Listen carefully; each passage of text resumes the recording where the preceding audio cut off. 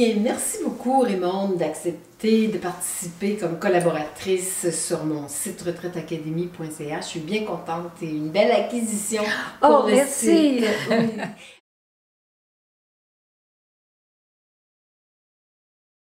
Et puis la vision du couple, c'est comment se projeter dans le futur, hein, de voir ce futur-là maintenant. Alors, pour pouvoir le mettre en place. Mais moi, ce qui me frappe, c'est que justement, quand tu arrives à la retraite, tu es devant une page blanche. Combien de fois on pense savoir ce que l'autre veut, puis on passe complètement à côté. Ou des fois, on ne sait pas qu'on passe complètement à côté. Donc là, ça va être un bon moyen de demander à l'autre. De mettre en commun notre vision de la retraite. Ce que l'autre veut, ce que l'autre pense. Effectivement. Et se donner le temps pour ça.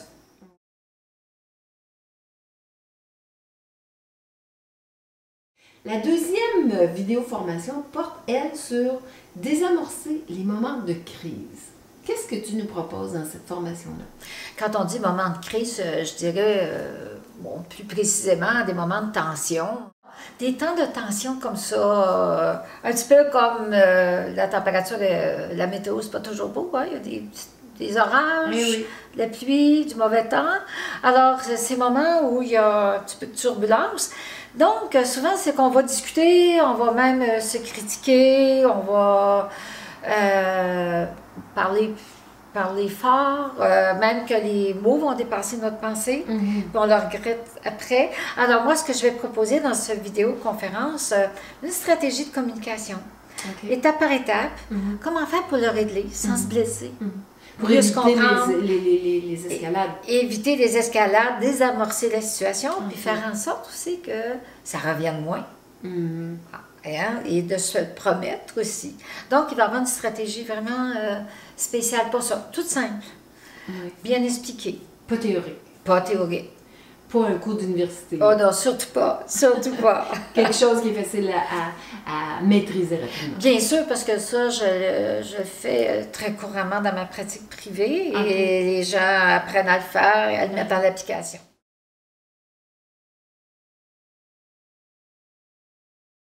Le troisième volet de la formation, c'est recréer l'amour romantique. Donc, si je comprends bien, on se donne une vision de couple, comment on veut vivre notre retraite.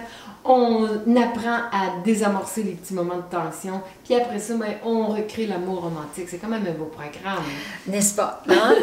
Alors, oui, recréer l'amour romantique. Pourquoi? Parce que, justement, la vie nous a emportés dans toutes ces exigences. Ça allait bien, ça va bien. Il y a une routine. Et la routine est là, on est dans nos habitudes. Et souvent, on aimerait que l'autre fasse ci, fasse ça, mais on pense que l'autre le sait. Ou pourquoi pas, il fait des belles surprises. Et puis, en fait, c'est pour renouveler ça, comme au premier temps de la relation. On se faisait plein de petites attentions. Pourquoi, avec le temps, on les a laissées de côté? La plupart, en tout cas. Hein, la plupart de ces petites attentions-là. Alors, comment recréer ça pour, tant qu'à passer 24 heures ensemble? Parce que le reste de notre vie ensemble. Oui, hein? Parce que l'amour est toujours là. Sinon, oui, sinon, vous ne seriez pas là à écouter ces capsules vidéo. Alors, l'amour romantique, c'est possible quand on est à la retraite et qu'on est dans la soixantaine. Bien oui, pourquoi pas. Malgré nos rides, malgré nos corps qui s'affaissent, malgré ce qu'on n'est plus. Bien, je pense qu'on est des êtres humains qui sont toujours nourris par des belles attentions. Pensons à des amis, par exemple. Hein? Quand on pense à leur souhaiter bonne fête, à leur apporter un petit cadeau, une bonne bouteille de vin, il n'y a pas de temps, il n'y a pas d'âge, il n'y a pas rien pour ça. Pourquoi pas, dans un couple, pas faire la même chose? L'amour, c'est l'amour. Voilà, c'est des cœurs à aimer. Mais, hein, on est un cœur sur pattes, hein, l'autre aussi. Même si des fois c'est un petit peu caché, c'est toujours là.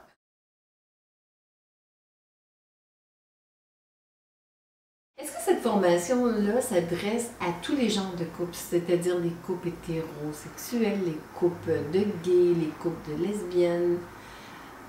Bien sûr, hein, dès qu'il y a un être humain devant nous, la communication existe. Hein? En non-verbal, en paraverbal, en verbal. Alors, ben oui, pour tout le monde.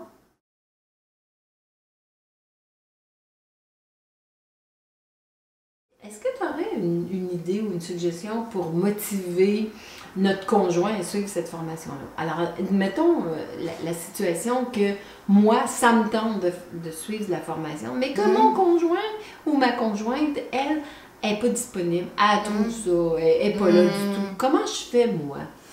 Très bonne question. Oui. Moi, je vous dirais, dans un premier temps, de regarder ces vidéos de formation, de faire quelques applications de ce qui sera suggéré. Tu veux dire moi toute seule? Oui. Sans mon conjoint? Voilà, Okay. certains de ces étapes-là, ces outils-là, vous pourriez en mettre en application. OK. Et déjà, votre compagnon ou votre compagne va commencer à ressentir que le climat change, c'est différent, et c'est différent dans le bon sens.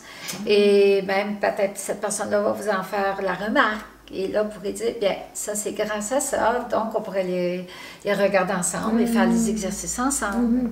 Donc, dans le fond, on peut le faire individuellement, visionner ces vidéocassettes formation-là, ou on peut le faire ensemble. Ensemble, ben oui. Okay. Oui, tout à fait.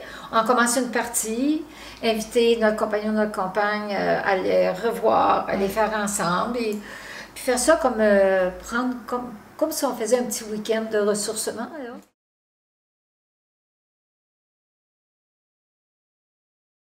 Bien, je vais d'abord donner une explication théorique. Ouais. Les notions qui vont être expérimentées, bien sûr, sans que ce soit complexe. Là.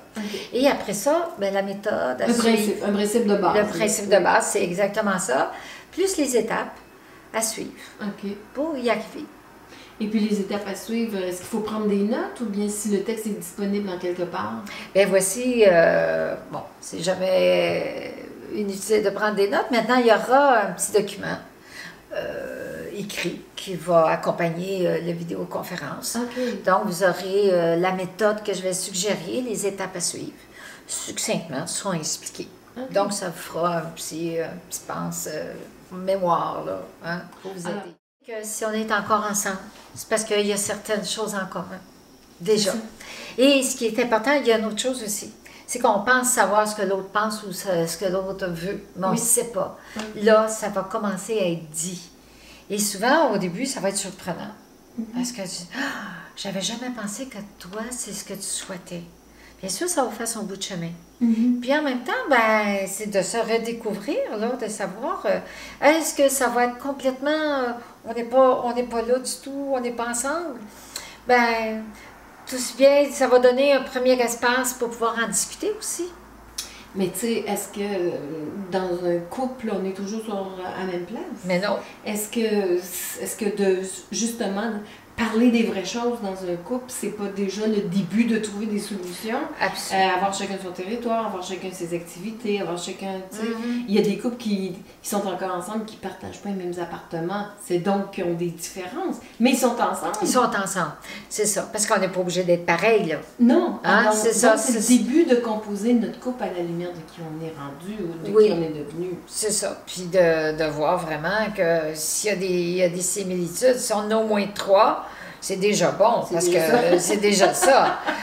Ça, c'est la vision. OK, à partir de ça, comment on réaménage notre vie, voilà. Est-ce qu'on décide de vivre chacun de notre côté, mais d'être ensemble, parce qu'on veut se donner du temps chacun de notre côté, mais on est encore ensemble, ou on est ensemble dans la même maison, puis on négocie ensemble qu'est-ce qu'on veut vraiment, de quelle manière on veut le vivre.